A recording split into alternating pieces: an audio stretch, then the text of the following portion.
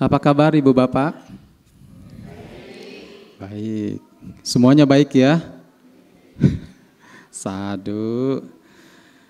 Baik Ibu Bapak yang saya hormati, hari ini kita akan memberikan makanan batin, makanan rohani, supaya apa? Supaya batinnya juga sehat. Kalau dalam keseharian kita sudah disibukkan dengan aktivitas mencari uang, mencari nafkah, hari ini kita diberi kesempatan untuk memberikan makanan batin supaya batinnya sehat. Karena manusia yang benar-benar baik, yang benar-benar sehat adalah manusia yang memiliki sehat jasmani dan batin. Ada yang jasmaninya sehat tapi batinnya sakit. Nah, hari ini supaya seimbang, sama-sama kita memberikan makanan batin dengan apa? Salah satunya adalah sharing dhamma. Tadi kan Ibu Bapak sudah melakukan puja pada Tiratana, membacakan Parita Sutta dan lain sebagainya. Ya. Tema yang akan kita bicarakan atau kita sharingkan pada hari ini apa? Mahir dalam berbuat baik. Berarti kalau begitu ada dong yang gak mahir dalam berbuat baik. Ada ya? Sekilas Ibu Bapak, kalau kita bicara berbuat baik kok sulit banget sih, ya kan? Mesti bagaimana sih berbuat baik yang benar? Kan berbuat baik cukup ya udah kasih dana aja selesai, tolong orang aja selesai kan. Nah, inilah perbedaannya Ibu Bapak, saudara-saudari sekalian. Bagi kita yang mau mempelajari Dhamma dengan mereka yang tidak mau belajar Dhamma pasti ada perbedaannya. Pasti memiliki perbedaan. Nah, makanya hari ini kita bersama-sama bagaimana agar perbuatan baik kita itu juga berkualitas. Bagaimana agar kita disebut sebagai orang yang benar-benar mahir dalam berbuat baik. Ya. Jadi nanti pada saat pembahasan, mari sama-sama kita merenungkan pada diri kita sendiri. Sesungguhnya saya ini sudah benar-benar berbuat baik yang benar apa enggak sih? Apa cuma di dalam apa cuma kulitnya aja nih yang kesannya baik gitu. Atau benar-benar dalam diri kita benar-benar tahu kita sesungguhnya perbuatan baik itu untuk apa, ya?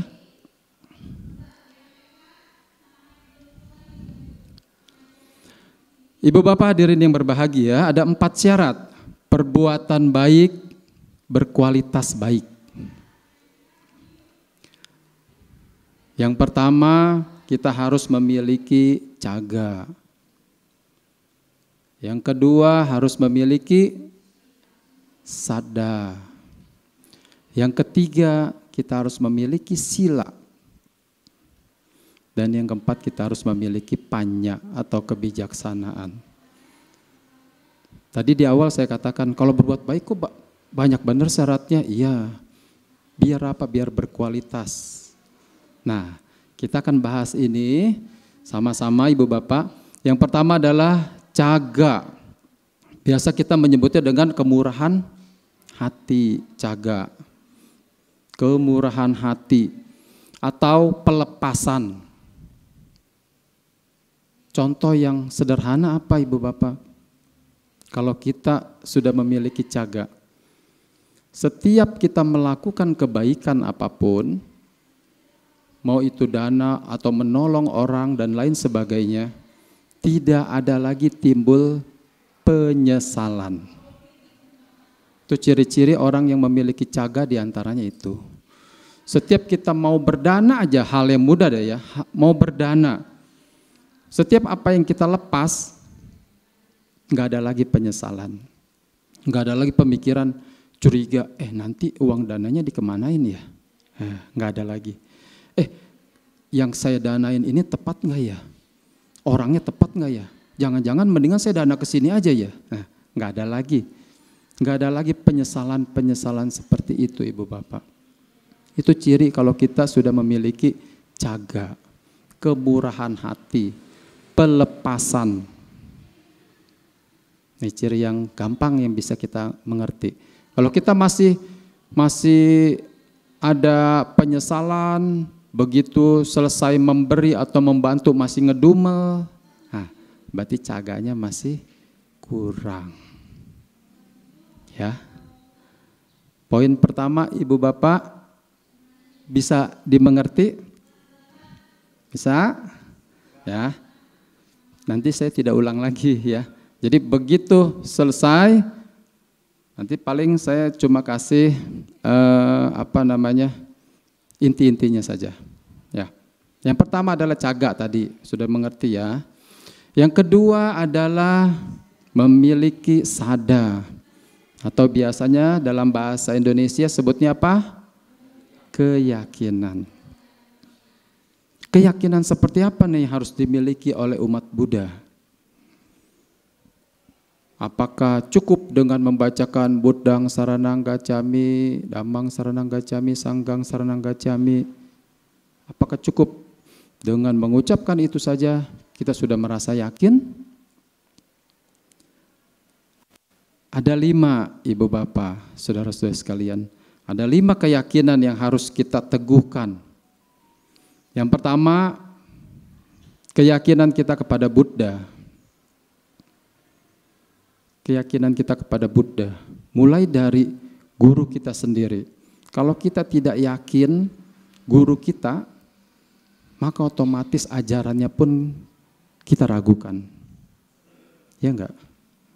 Kalau kita sudah yakin nih, oh iya, Sang Buddha, siapa sih beliau? Beliau adalah Pangeran Siddhartha, rela mengorbankan semua kesenangannya.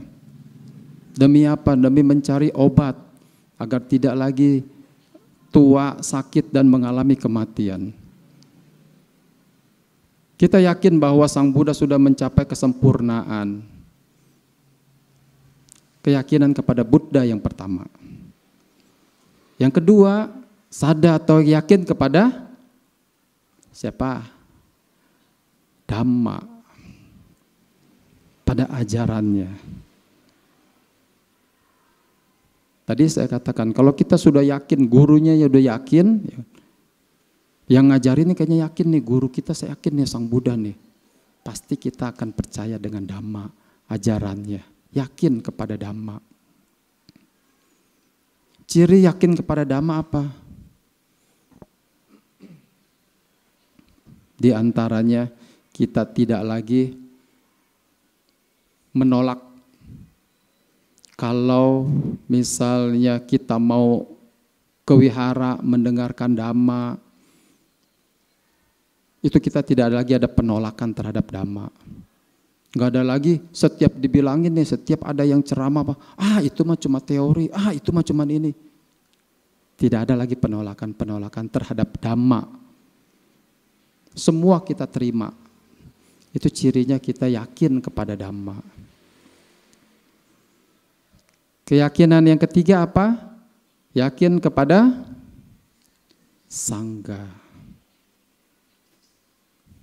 Kita tahu Sangga dibagi menjadi 2, ada Arya Sangga dan Sammuti Sangga. Yakin, menurut cerita-cerita di dalam suta-suta, banyak sekali siswa-siswa Sang Buddha yang setelah mempraktekkan Dhamma mencapai kesempurnaan. Nah, ini pun menjadi contoh bagi kita. Adanya Sangga. Keyakinan yang keempat adalah kita harus yakin dengan adanya hukum kamma. Kamma atau karma. Nah, bagaimana kalau orang yang nggak yakin dengan adanya kamma? Dia akan berbuat semaunya. Moralitasnya nggak dijaga.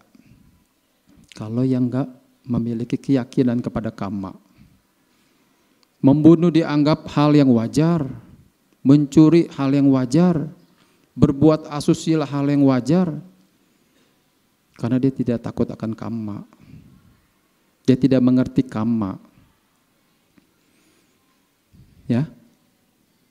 Dan keyakinan yang kelima adalah kamma wipaka. Hasil dari kamma, hasil dari perbuatan. Sebagai siswa Sang Buddha yang sudah mengerti Dhamma, yang sudah mempraktekkan, mempelajari Dhamma, nggak ada lagi kita berpikir, saya melakukan keburukan ini, hasilnya mah nanti aja kok, ya kan? Hasilnya nanti, kalau udah mati gimana nanti aja kalau udah mati. Udah nggak ada lagi pikiran-pikiran persepsi seperti itu, udah nggak ada lagi. Kalau dulu mungkin sebelum mengenal Dhamma banyak orang yang bilang, ya surga mah bagaimana nanti aja, neraka mah bagaimana nanti aja, ya kan? Melakukan ini katanya mencuri, membunuh usianya pendek, ya itu kan urusan nanti. Udah nggak ada lagi tuh cerita keraguan-raguan tentang hal itu. Kalau kita mengerti kamma wipaka, kalau kita sudah yakin bahwa apa yang kita perbuat pasti akan kita petik, pasti akan kita berbuah kepada diri kita sendiri. Ya. Nah, yang kedua ini tentang sada, Ibu Bapak ada yang bertanya? Biar nggak panjang nanti materinya, terus balik lagi kita. Ya. Kalau ada yang mau ditanyakan nggak apa-apa, langsung saja. Biar per sub materi jadi mengerti, sama-sama mengerti. Yang kedua Ibu Bapak sudah mengerti tentang sada. Tadi sada ada 5 keyakinan kepada siapa? 1, Buddha, Dhamma, Sangha, kamma, dan kamma wipaka. Ya, kita lanjut ya. Yang berikutnya adalah sila, Ibu Bapak. Sila. Di setiap puja bakti pasti kita selalu mengulang Pancasila Buddhis. Tujuannya apa? Untuk kembali mengingatkan. Udah tahu kok, itu mah udah hafal. Iya, udah tahu, udah hafal. Tapi untuk mengingatkan kembali. Kan kalau kita baca kan kita jadi ngomongnya sama diri sendiri nih, ya kan? Aku bertekad melatih diri menghindari pembunuhan makhluk hidup. Ya, berarti kan kita ngomong sama diri kita sendiri. Iya, saya bertekad nih untuk tidak membunuh makhluk hidup. Aku bertekad melatih diri untuk menghindari pencurian. Aku bertekad melatih diri menghindari asusila. Ya kan? Aku bertekad melatih diri semuanya menghindari tidak mabuk-mabukan, minum-minuman, makanan yang menyebabkan lemahnya kesadaran. Kalau sedikit boleh enggak katanya? Kalau minum sedikit boleh enggak? Boleh enggak Ibu Bapak? Hah? Ada yang bilang boleh, ada yang bilang enggak. Kalau misalnya untuk namanya kan judulnya aku berusaha menghindari. Ya. Aku bertekad melatih diri menghindari. Katanya. Jadi mau sedikit pun usahakan hindari. Ya. Karena segala sesuatu biasanya dicobanya dari yang sedikit. Dari yang kecil-kecil. Coba dululah sedikit. Enak di badan. Nambah lagi sedikit. Enak lagi, nambah lagi, makin lama makin jadi nggak sedikit-sedikit, jadi banyak. Nah setelah banyak kebiasaan, menjadi kebiasaan, kecanduan dan lain sebagainya, itu. Ya, jadi usaha untuk menghindari. Ada nggak kaitannya dengan berbuat baik sila itu? Ada enggak? Ada ibu bapak. Makanya judulnya adalah mahir dalam berbuat baik. Kenapa? Berbuat baik bisa saja dilakukan oleh semua orang, termasuk orang yang tidak memiliki sila. Tapi nanti akhirnya kualitasnya tidak baik. Contoh yang sederhana apa? Berbuat baik yang orang yang tidak memiliki sila aja bisa. Apa? Contohnya berdana. Ya kan? Coba ibu bapak perhatikan. Orang yang berdana, ada yang tidak memiliki moralitas, tidak menjaga sila. Bisa nggak dia berdana? Bisa. Bisa.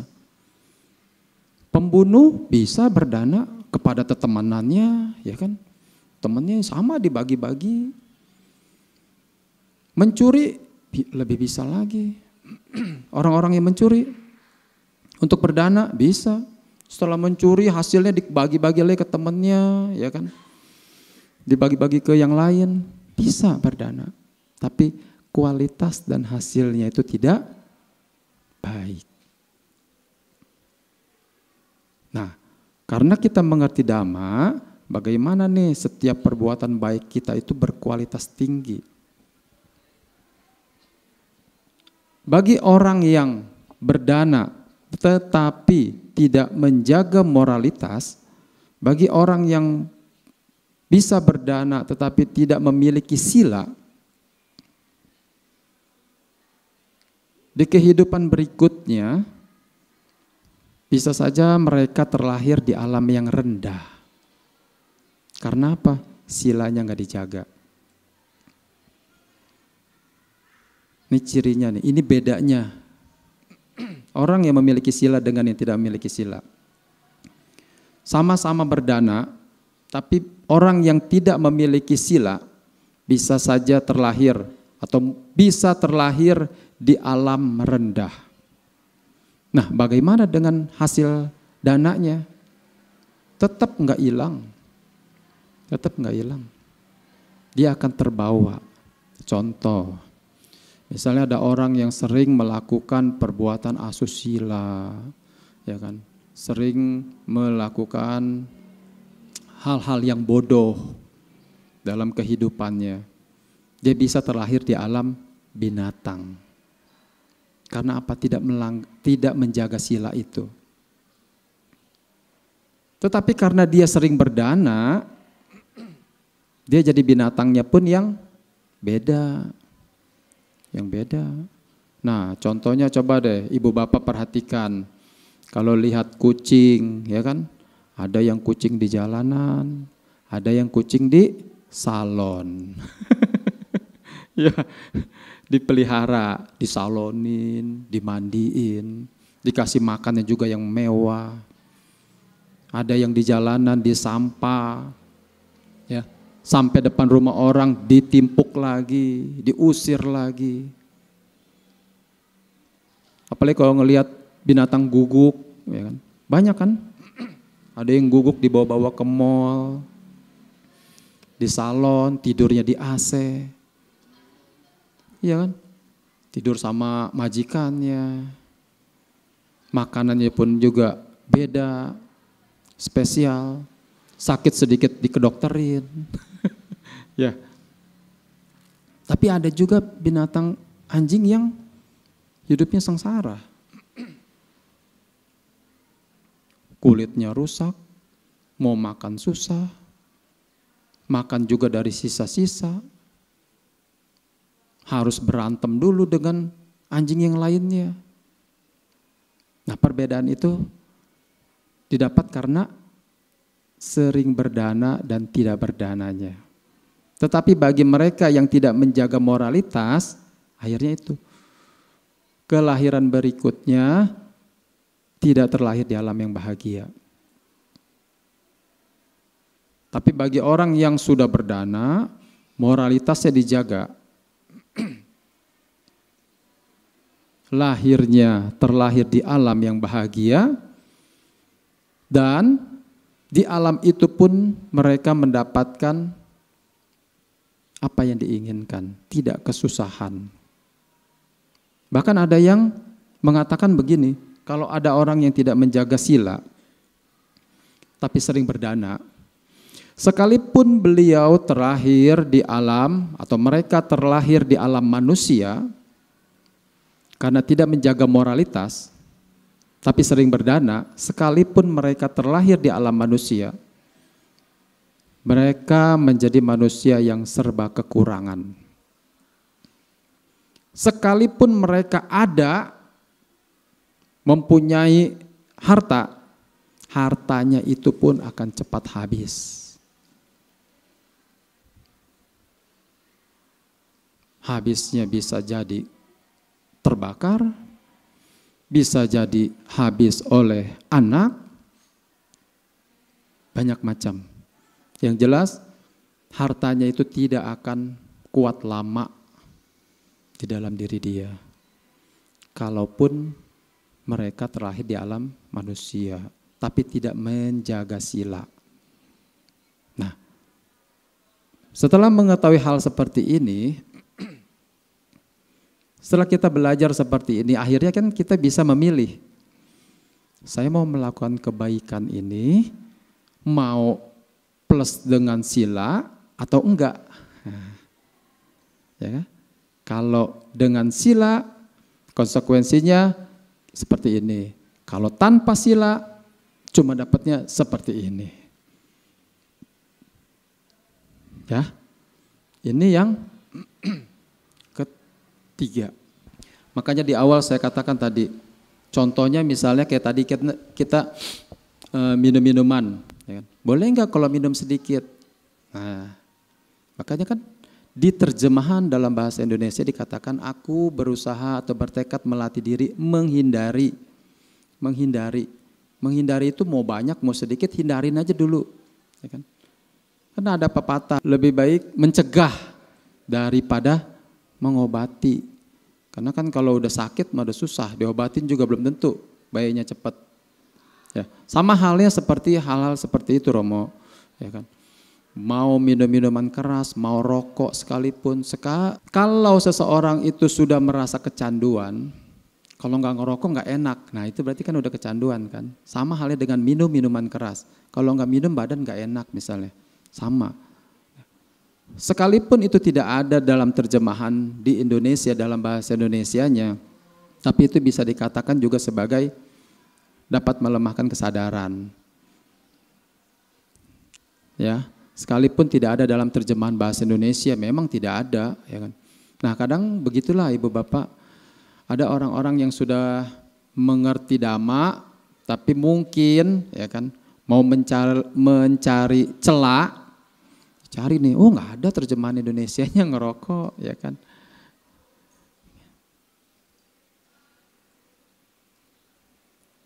Kalau kita mau berpikir secara bijaksana, ya, misalnya saya sebagai seorang kepala keluarga merokok, dilihat dong dengan anak saya bisa nggak bilangin, nanti kalau udah besar jangan ngerokok ya. Kira-kira bisa nggak saya bilangin begitu? Bisa, cuman anak saya ngomong apa? Pasti anak saya ngomong seperti apa? Papi aja ngerokok. Pasti mudah dijawabnya. Ya. Papi aja ngerokok, masa aku nggak boleh? Berikanlah contoh yang baik Ibu Bapak. Ya. Kalau kita tidak mau anak kita merokok, contohkanlah dari kita tidak merokok. Jangan berpikiran juga, ngerokok nggak ngerokok pasti mati juga kok. Iya semua juga mati, betul. Iya. Tapi kalau kita mau mencontohkan kepada anak kita, misalnya seorang pencuri, jangan sampai kamu ketahuan mengambil mainan teman kamu, tapi bapaknya mencuri. Gimana? Bisa nggak? Bisa nggak anak terima seperti itu nasihat kita? Nggak bisa. Minimal jadilah contoh buat diri kita untuk keluarga. Ya. Jadi berusaha hindarin. Kalau yang sudah merokok, ya berusaha kurangin. Bisa nggak? Bisa. Bisa kok, bisa. Bisa. Bisa dihilangin. Ya. Bahkan kan pemerintah juga sudah mengatakan merokok merusak kesehatan. Ini kan bagian juga dari kebijaksanaan. Bagaimana kita bijaksana terhadap diri kita sendiri. Ya. Paling itu Romo yang bisa disampaikan Romo. Ya. Oke, Ibu Bapak, saudara-saudara sekalian, lanjut kepada sada atau keyakinan tentang kebijaksanaan atau panya. Panya. Nah, Ibu Bapak yang saya hormati, orang yang tidak memahami hukum karma, jika ada sesuatu pasti menyalahkan orang lain. Ini karena ketidakbijaksanaannya kita. Kita gagal dalam pelajaran, kita gagal dalam usaha, pasti kita menyalahkan orang lain. Ini karena kita tidak memiliki pemahaman tentang karma dan tidak punya kebijaksanaan. Pokoknya segala sesuatu yang kalau kita nggak berhasil, ini gara-gara orang lain nih, ya kan? Gara-gara dia sih nih. Kalau nggak dia, saya pasti bisa, saya pasti berhasil. Tidak berpikir kepada diri sendiri. Katanya tadi sudah percaya, sudah yakin, sudah mengerti hukum karma. Tapi begitu ada masalah yang tidak mengenakan, apalagi kita tidak berhasil gara-gara mereka,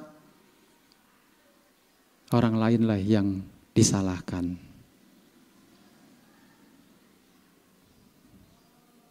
Tidak memiliki kebijaksanaan, ya. Nah, saya punya sebuah perkataan seperti ini tentang pemahaman hukum karma. Ibu Bapak bisa dengarkan ya. Kalau tidak mengerti silakan tanya lagi. Orang yang tidak memahami hukum karma, jika ada sesuatu pasti menyalahkan orang lain. Yang baru belajar hukum karma, yang baru mengerti karma, akan menyalahkan dirinya sendiri seakan-akan menghakimi. Ini ada dua versi nih. Kalau tadi tidak mengerti hukum karma, pasti nyalain orang lain. Apa-apa salah orang lain. Tidak mikirin dulunya pernah berbuat seperti apa. Tidak tahu kalau ini terjadi karena karma yang kita lakukan di kehidupan sebelumnya. Tapi ada nih orang yang baru belajar. Dia cuma menyalahkan dirinya sendiri juga. Aduh, saya kenapa ya saya begini, kenapa ya saya begitu. Nah, ini harus dipahami nih. Ya, ada orang yang baru belajar itu begitu. Ini pasti gara-gara saya, gara-gara saya. Kalau yang pertama nyalain orang lain. Yang kedua itu nyalain diri sendiri terus. Sehingga mengakibatkan dirinya menjadi putus asa. Ini harus dimengerti Ibu Bapak. Kalau orang baru memahami hukum karma baru aja, pasti kesannya hanya menyalahkan diri sendiri. Yang baik seperti apa? Tetapi yang sudah paham akan hukum karma, menyadari dengan sepenuhnya bahwa apa yang terjadi sebagai konsekuensi dari apa yang pernah diperbuatnya. Atau secara singkat, ikhlas. Menerima dengan ikhlas. Kalau tadi menyalahkan orang lain, yang kedua menyalahkan diri sendiri, tapi sama-sama belum ikhlas. Tapi kalau kita sudah benar-benar mengerti hukum karma, kita hanya menyadari, oh iya benar, segala sesuatu ini terjadi karena karma, karena apa yang pernah kita perbuat. Setelah itu ikhlas, diiringi dengan keikhlasan. Ada orang ngomong ikhlas, ikhlas, ikhlas, tapi tetap aja ngedumel dalam dirinya. Ya kan? Nah ini belum mahir kalau yang begini. Ini baru kulitnya doang gitu loh. Baru kulitnya doang. Ikhlas, iya ikhlas. Ikhlas. Tapi ngomongin ke tetangga semua diomongin. Ikhlas mah ikhlas ya kan. Nah ikhlas yang kulitnya doang ini baru. Baru berbuat baik yang cuma depan-depannya aja. Tapi belum masuk ke dalam dirinya sendiri yang benar-benar ikhlas. Sehingga dia tidak lagi menderita kalau kehilangan. kalau tidak sesuai dengan keinginan. Itu baru pengertian hukum karma yang benar-benar hukum karma. Ya. Jadi tidak membuat diri sendiri jadi menderita. Ini perbedaannya nih, Ibu Bapak. Ya. 4 syarat sini sudah Ibu Bapak mengerti? Udah? Udah ya? Jaga, sila, apa tadi? Sada, dan panya. Nah, sekarang untuk lebih memperjelas, di dalam Sutta Pitaka Majjhima Nikaya 2, Cula Saccaka Sutta, di dalam Cula Saccaka Sutta, ini ada satu kisah yang sangat menarik sekali di zaman Buddha tentang berdana. Nah, mudah-mudahan Ibu Bapak setelah mendengar ini juga lebih bisa menyadari tentang berdana seperti apa, ya. Saya pun begitu membaca sutta ini juga cukup kaget juga. Ternyata seperti itu ya. Ya. Begini Ibu Bapak, di dalam kisah di zaman Buddha tentang Cula Saccaka Sutta yang terdapat dalam Cula Saccaka Sutta. Nah, di situ ada seorang pemuda bernama Saccaka, murid Buddha. Beliau berasal dari aliran Nigantaputta.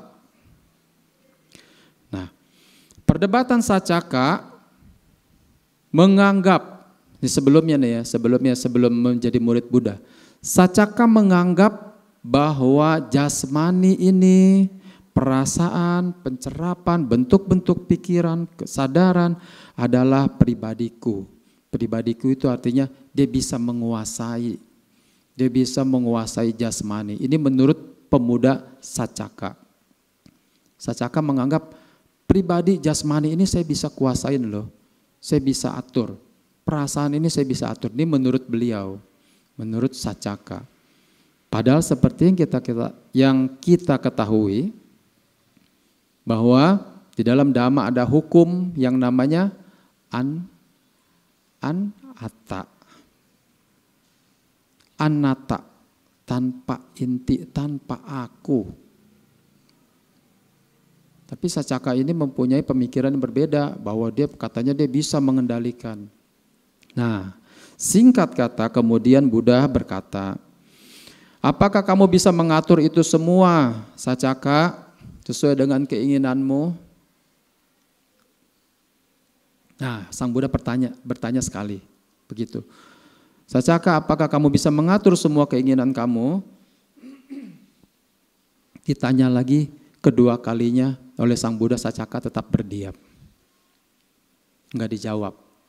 Padahal dia tahu nih ya kan, kalau misalnya bisa diatur sesuai keinginan, bisa enggak jasmani kamu terus-terusan muda? Bisa enggak jasmani kamu enggak sakit? Kan enggak mungkin, ya kan? Bisa nggak perasaan yang timbul itu hanya perasaan yang senang aja? Nggak ada lagi tuh perasaan kesel, kecewa, benci, dendam. Bisa nggak? Nggak bisa kan?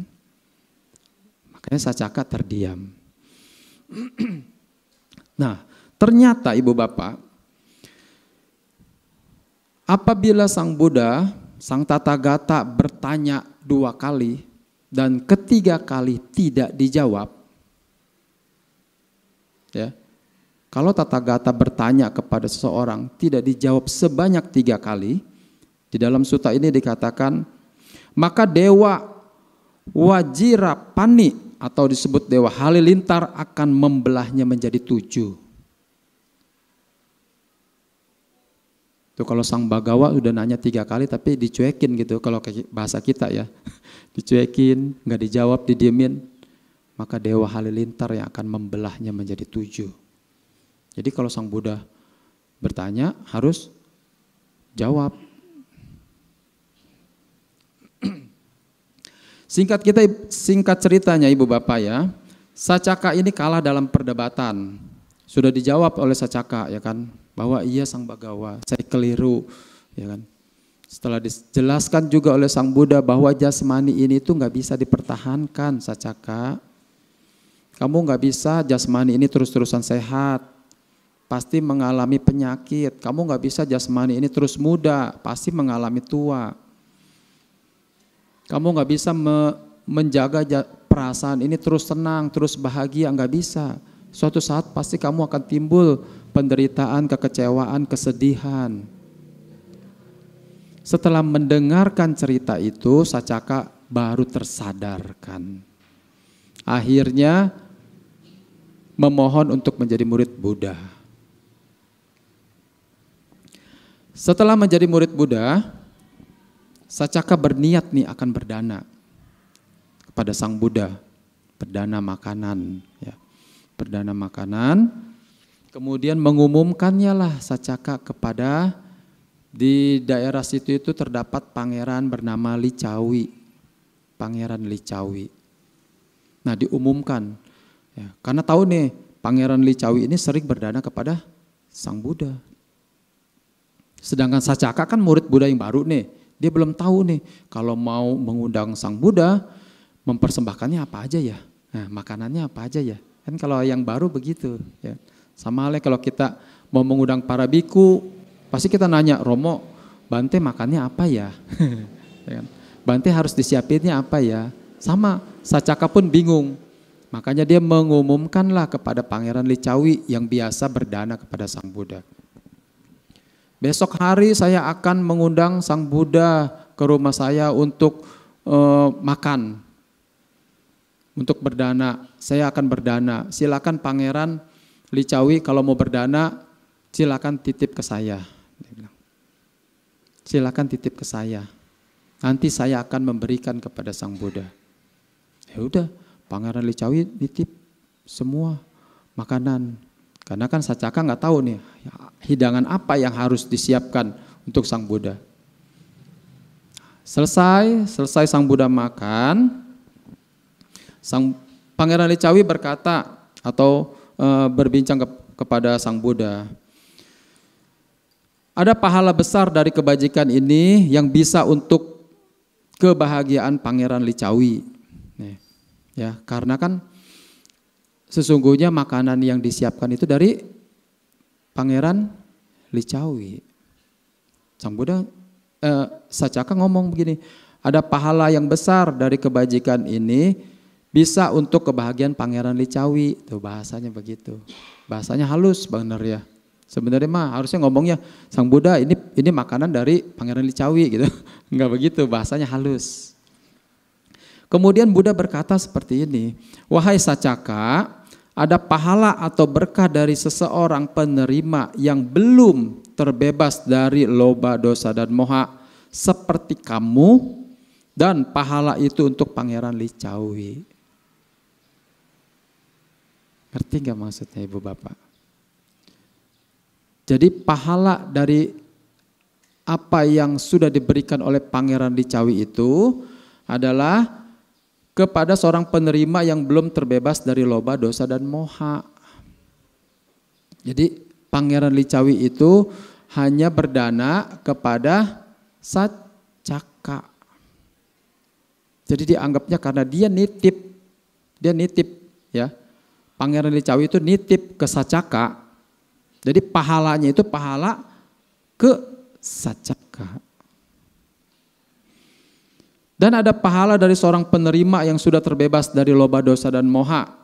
Pahala itu untuk kamu. Sang Buddha bilangnya begitu tuh dalam Cula Sacaka. Artinya apa Ibu Bapak? Kalau kita ingin melakukan segala sesuatu kebaikan, berdana aja contohnya, usahakan langsung diberikan. Jangan dititip, jangan sering dititip-titip. Oh saya nggak sempet Romo, ya kalau udah nggak sempet ya daripada enggak. Tapi kalau misalnya nggak sempet di setiap saat kan sayang, ya. Ini sudah masuk masa wasa. Nggak kerasa pasti 3 bulan puasa, setelah itu katina. Nah ini jadi pembelajaran bagi kita Ibu Bapak. Kalau kita bisa berdana, mengoptimalkan di masa katina, ataupun sebelum katina ya, dengan kegiatan seperti apapun, usahakan jangan dititip, langsung diberikan. Langsung diberikan. Apa sih manfaatnya kalau langsung diberikan? Coba deh, kalau ibu bapak berpikir atau ibu bapak rasakan aja. Kalau saya nitip, Romo saya nitip nih nanti buat Bante ya, makanan. Dengan saya langsung menyerahkan sendiri kepada Bante, rasa kebahagiaannya itu jauh lebih besar yang mana? Langsung menyerahkan. Apakah pada saat kita nitip kita ada perasaan senang? Langsung senang gitu? Sama enggak senangnya dengan kita langsung menyerahkan kepada Bante? Beda. Apalagi Bantenya tanya, ibu sehat? Senang bener. Ya kan? Ibu gimana kabarnya? Bapak gimana kabarnya? Jadi ada memori, ada apa namanya? Ada simpanan memori yang tertinggal pada saat kita melakukan kebaikan. Diharapkan juga ibu bapak, simpanan memori itu akan muncul kalau kita sering melakukannya, simpanan memori itu akan muncul dan mudah-mudahan bisa muncul pada saat kematian kita tiba. Kan katanya kalau kita meninggal, keputar lagi tuh, apa yang setelah kita lakukan, ya kan? Apa yang kita sering lakukan? Munculnya siapa? Kalau sering nitip, misalnya saya sering nitip sama Romo Heri, ya kan? Yang ada dalam bayang-bayangan saya, waduh Romo Heri ini mukanya. Romo Heri lagi, Romo Heri lagi. Tapi begitu kita melakukan secara langsung, misalnya kita berdana kepada para biku, iya saya pernah berdana nih kepada Bante ini. Oh ya Bantenya tenang, timbullah ketenangan dalam diri kita juga. Ini untuk membantu kita ibu bapak dalam masa-masa transisi kematian. Jadi lakukanlah itu dengan secara langsung, bukan lagi dititip-titip. Baik enggak? Ya kalau enggak sempat ya boleh. Tapi kadang kan kita berpikir antara enggak sempat sama males itu beda tipis.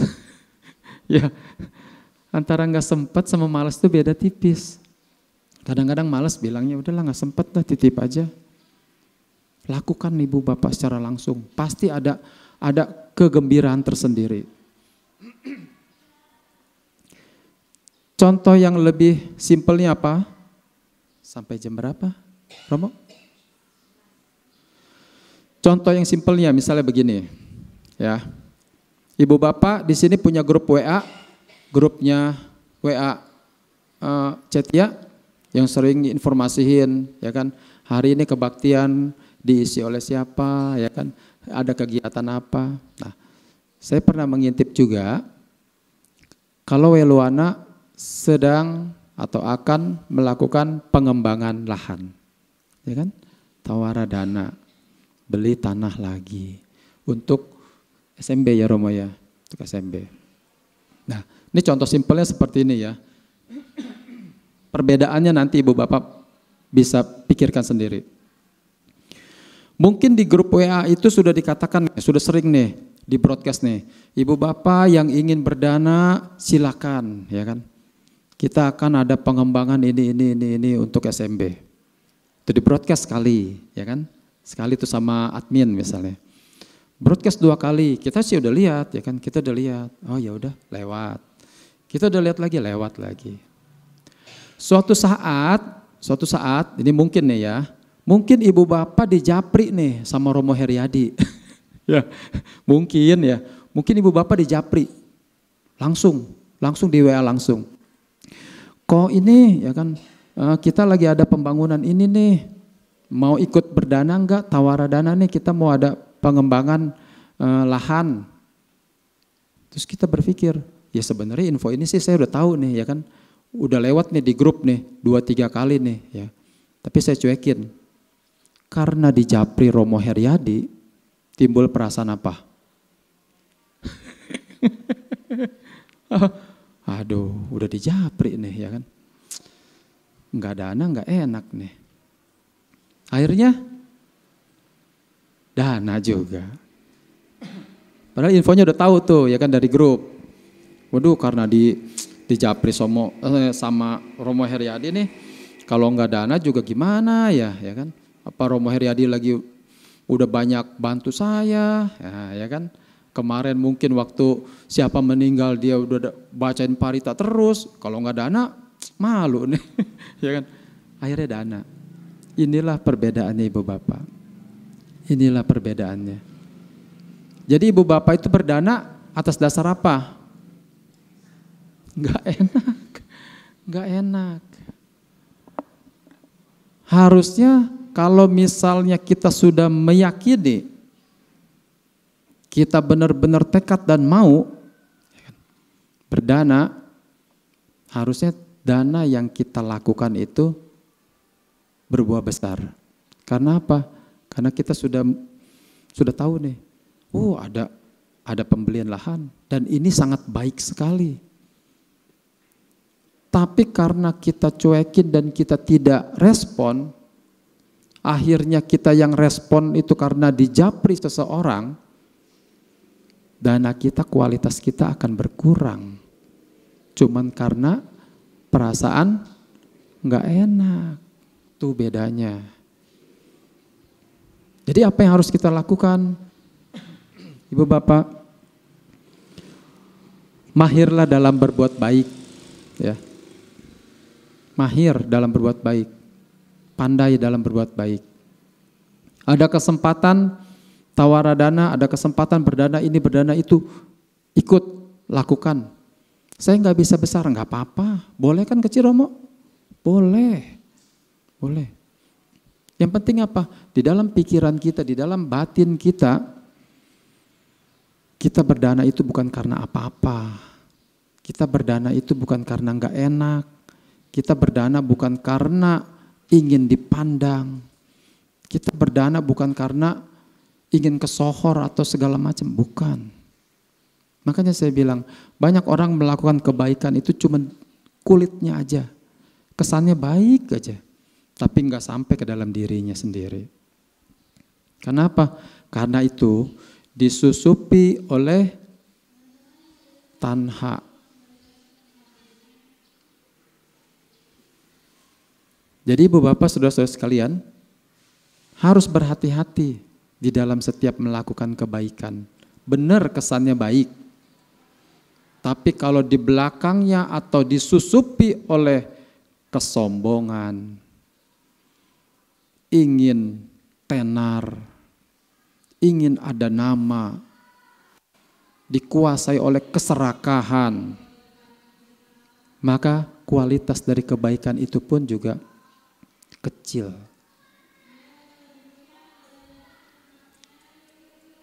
Inilah perbedaan orang yang mahir berbuat baik dan tidak mahir berbuat baik. Berbuat baik itu bisa kapan saja, bisa dilakukan siapa saja, iya. Tapi pasti ada perbedaan bagi orang yang mengerti dhamma dengan orang yang tidak mengerti dhamma. Ya, sampai di sini ibu bapak, ada yang ingin ditanyakan? Apa sudah mengerti semua? Ada yang ingin bertanya? Udah ngerti ya? Iya, ibu. Oke, mic-nya bu. Nama budaya Romo. Nama budaya. Saya yang tadi masalah dana dititipkan. Saya pernah, tapi saya tidak tahu maksudnya seperti itu. Ada orang beli kue saya, katanya Bante suka kue nastar. Dia setiap tahun itu setiap saya bikin dia beli, memang itu luar biasa banyak gitu, bisa 2 lusin. Dia yang selusin bagi-bagi teman, yang selusin untuk Bante Panyawaro. Saya titip, Pak bolehkah saya titip untuk Bante? Saya titip tapi tidak nastar, karena nastarnya kan udah banyak. Saya titip kembang goyang. Apakah itu sama dengan pengertiannya? Saya tidak ini, maksudnya maupun Bante Panya atau bukan Bante Panya, tapi saya ikhlas gitu. Apakah beda di situ antara titipannya? Betul.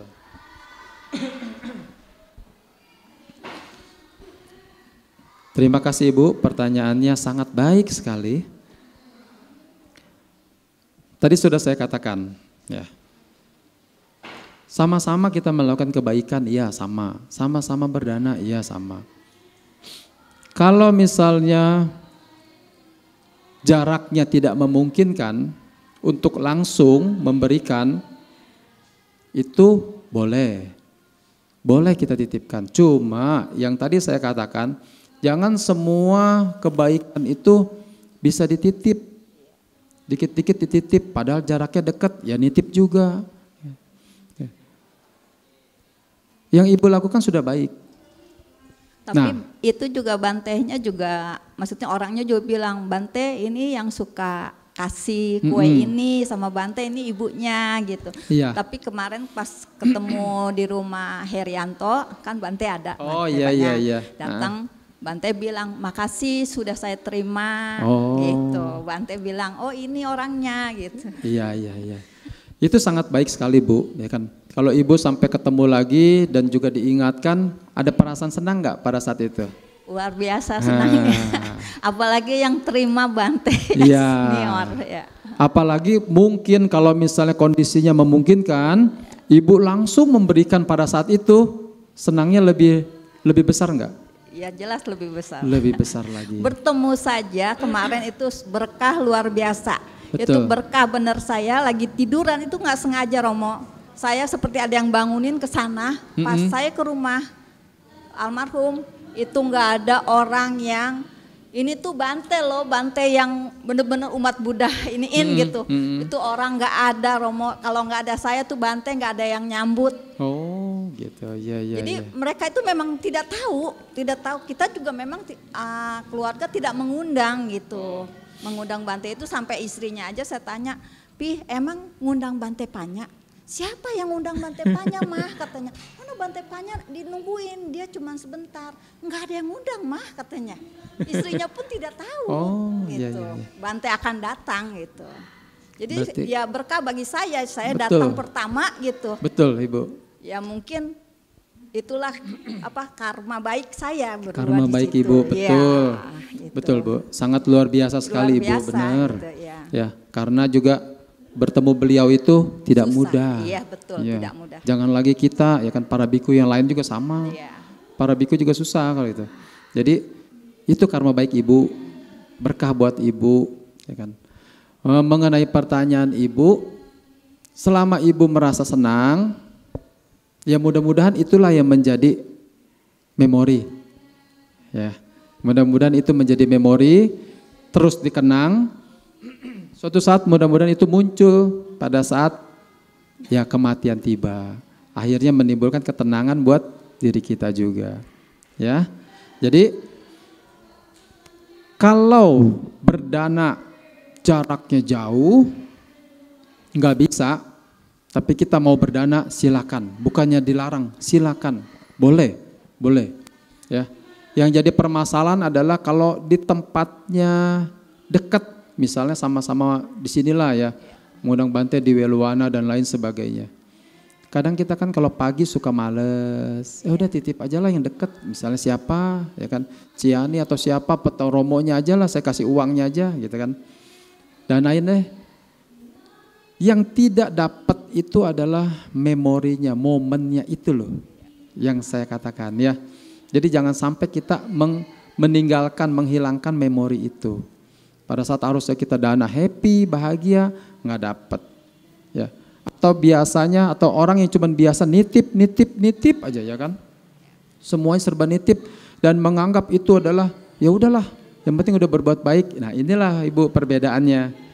Kita dengan yang mengerti Dhamma dengan yang tidak mengerti Dhamma, itu bedanya. Iya betul Romo. Saya pun dapat titipan tiap bulan dari teman. Saya ajak ke wihara itu, dia sulit sekali, dia memang buka toko. Tapi tiap bulan dia menitipkan dana untuk wihara. Tapi kalau disuruh datang langsung, itu nggak mau. Waktunya memang sulit.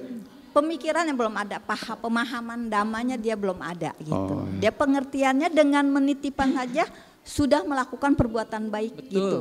Betul Ibu, makanya tadi sama-sama ya setelah kita mengerti ini, mari kita usahakan setiap melakukan kebaikan itu lakukanlah langsung ya. Boleh enggak nitip? Boleh. Baik enggak? Baik, perbuatan baik juga. Cuma kalau bisa langsung. Nanti bakal, coba deh kalau misalnya dia sekali-sekali aja dia datang, ya kan? Dia misalnya menyerahkan langsung, pasti secara emosionalnya pun juga beda. Kegembiraannya itu beda. Bukannya berarti kita mau menonjolkan diri kita, bukan, ya. Tapi bedalah yang Ibu rasakan, ya. Nah, yang dikhawatirkan juga apa Ibu Bapak? Saya juga dapat pengalaman. Ada orang biasa nitip gitu ya. Saya nggak sebut, ya. Suatu saat dia secara tradisi, suatu saat dia memang mungkin secara hitungan tradisi nih ya, kita bicara secara tradisi, sionya itu lagi kena ciong, ya. Ini ada nih, ini kisah nyata. Secara tradisi dia hitungan sionya itu tidak bagus di tahun ini. Karena orangnya biasa nitip, ya, biasa nitip. Sampai untuk sembayang ciong aja dia nitip. Tuh. Tahu kan Ibu Bapak kalau lagi ciong, ada kan sembayang ciong kan? Ciong ini sembayangnya ke sini, ciong ini sembayang ke sini. Dia titip juga, ya. Saya udah transfer sekian ratus ribu, saya udah transfer sekian juta, tolong sembayangin saya. Saya tahun ini lagi kurang bagus. Nah, gimana prinsip seperti itu? Sembayang aja bisa dititip loh. Udah saking sering nitipnya, ya kan? Lama-kelamaan dia minta bacaan parita juga, titipin dong ya. Salamin dong saya. Nanti akhirnya begitu Ibu Bapak. Baik enggak? Baik, sebenarnya sama-sama berbuat baik, sama-sama berbuat baik. Tapi kualitasnya akan berbeda. Ya. Lama-kelamaan semua serba dititip. Doa juga, titip doa dong.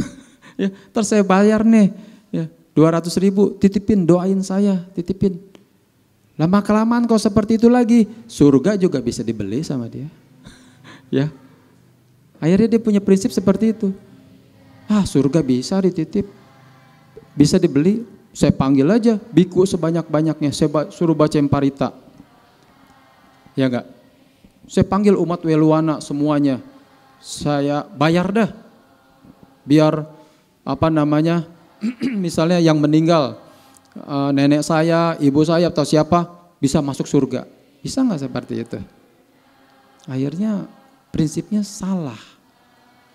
Kalau sering-sering nitip, diharap dia pikir dengan nitip dengan uang ya udah semua selesai jalan.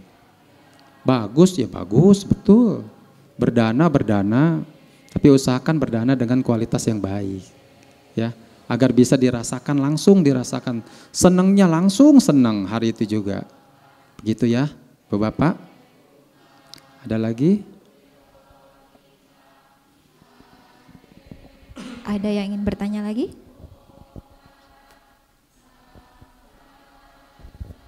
Nama budaya Romo, Ya, aku mau tanya nih ya. Cara menghadapi orang yang mengatasnamakan kebaikan. Contohnya ya, aku kan ada jualan nih. Ada chat masuk misalnya, aku mau beli barang ini dong gitu kan. Oke. Terus dia bilang minta diskon ya. Aku bilang oke, dikasih harga kan diskon. Terus dia bilang nggak bisa kurang lagi nih. Saya ini buat panti asuhan loh gitu. Gimana tuh Romo ngadepin orang kayak gitu?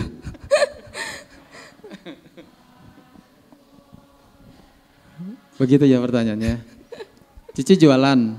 Aku ada jualan dan setiap chat itu rata-rata begitu jawaban mereka. Kalau udah dikasih diskon dia minta diskon lagi dan mengatasnamakan ya untuk berdana gitu.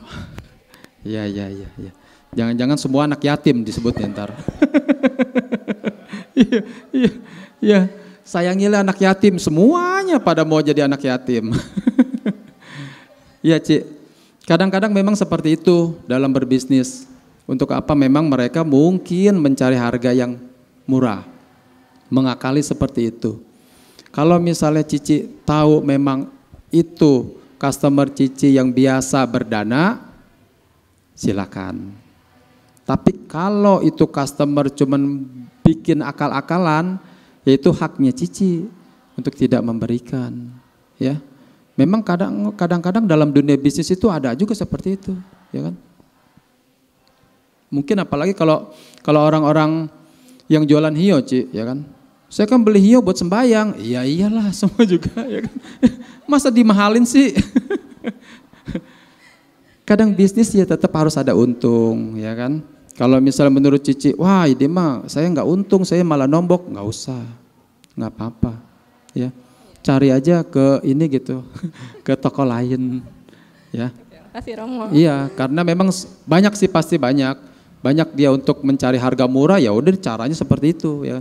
Kecuali customer Cici yang biasa, ya, dan sudah tahu, misalnya kayak Komul, oh udah tahu nih di Weluana mau ngadain ini, ya silakan, ya. Atau bahkan saya tambahin deh untuk bantu, bisa. Tapi kalau misalnya customer yang nggak kenal, itu haknya Cici, boleh untuk ditolak. Atau bilang aja ya, saya nggak bisa kalau kasih segitu harganya, udah selesai, ya.